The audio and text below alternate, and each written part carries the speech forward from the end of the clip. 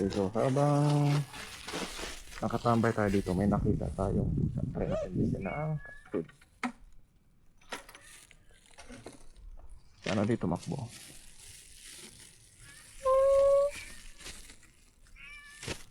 Wala, ayun na ata. Try natin, baka magdala siya.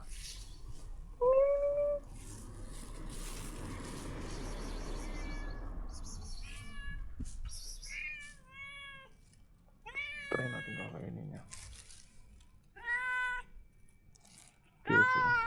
Okay, so konting story dito. Ito kasi is power cut. So binili namin to originally para sa katsana namin, kaso hindi nila gaanong trip.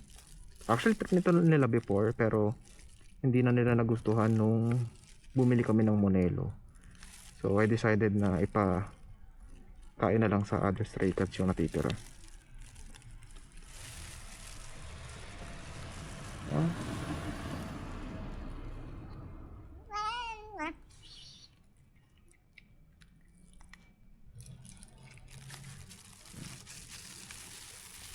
Kaysa itapon, diba?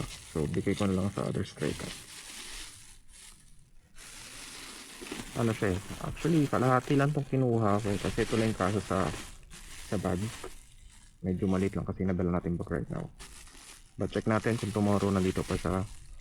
And yeah, problem, wala pala ako nadalang tubig. Ayun, kita nyo mukhang gutom na gutom eh. Kaya natin dagdagan pa natin. Then pag may makita tayong other stray cat, bigyan din natin.